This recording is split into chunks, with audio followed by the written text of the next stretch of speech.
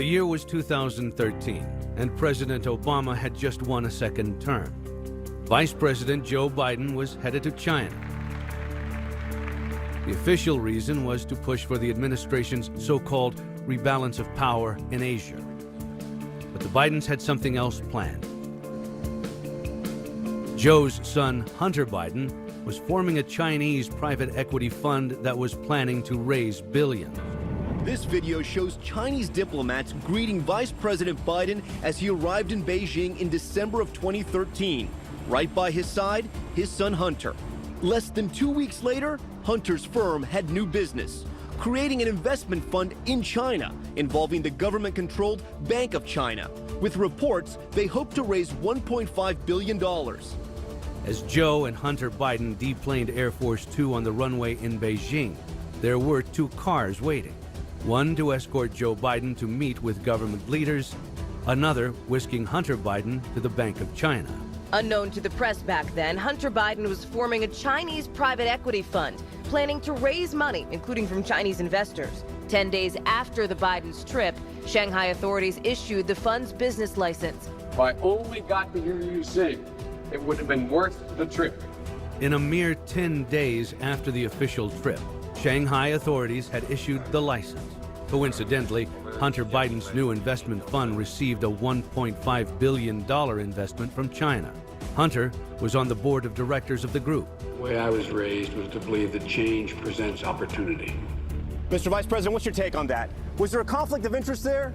Was there a clear conflict of interest? Joe Biden, while he was vice president, took billions of dollars in bribes from the Chinese government in the form of payments to his son Hunter's businesses. In exchange, Biden was soft on Chinese military and economic aggression. In 2019, Hunter Biden was peppered with questions about his billion-dollar fund by ABC News. What do you say to people who believe this is exactly why people hate Washington? A vice president's son can make money in countries where your father is doing official government business. Well, I don't know what to tell you. The investment raised questions about Joe Biden's consistent support of China in U.S. policy circles. China is going to eat our lunch? Come on, man. They can't even figure out how to deal with the fact that they have this great division between the China Sea and the mountains in the east, in the west. They can't figure out how they're going to deal with the corruption that exists within the system. They're not bad folks, but guess what? They're not competition for us. It also may help explain Joe Biden's strong opposition to President Trump's early intervention banning travel from China in the early throes of the global coronavirus pandemic. On January 31st, I imposed travel restrictions on foreign nations and anybody that had been to China or people coming out of China. Biden called the move xenophobic. This is no time for Donald Trump's record of hysterical xenophobia. But neither should we panic or fall back on xenophobia.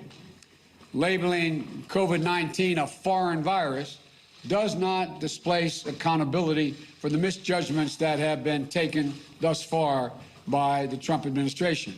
Joe Biden didn't just side with China on the virus. He did. He called me, again, xenophobic. That's what he said. You all heard it many times. He described the rise of China as, quote, a very positive development. Not a positive development. Not for us, it's not. Even Trump's critics admit the travel ban was crucial to slowing the spread of the virus within the U.S. We don't need any new sanction laws. Biden consistently opposed sanctions on China, even when the country was blatantly taking advantage of the United States, including stealing intellectual property. The Senate's passage last week of legislation granting China permanent normal trade relations, even though the chairman and I disagreed on that issue, I think has to be viewed as a significant accomplishment. He fought for China's membership into the World Trade Organization, along with most favored nation trade status. 20 years later, everything Biden supported proved dead wrong. Nearly 4 million American jobs lost and American manufacturing decimated. It is in our self-interest that China continue to prosper. As recently as 2011, in the wake of staggering job loss to China, Biden reiterated his support for a strong China in an op-ed he wrote for the New York Times. Biden wrote, "I remain convinced that a successful China can make our country more prosperous, not less." That same year, this was the headline.